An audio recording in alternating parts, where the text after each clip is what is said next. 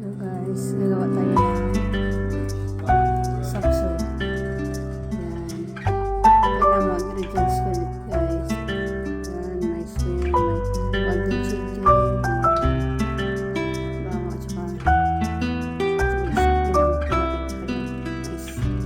bilisan mo natin guys. Ito yung ating sapso guys. Ipalituan pa. Tapos yung mga ingredients niya. Ilagay natin yung itlog guys. Ilagay natin yung last natin yung gulay. Meron pa pala guys. Yung mais. Ilagay natin yung mais. Ilagay natin yan. Dami ko. Ako lang yung kain guys. Dami. Yan, imikas-mikas natin guys. Malapit na yung mga guys. Ilagay natin yung bacon.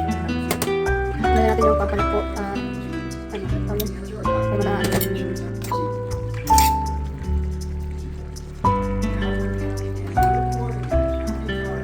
Ayan.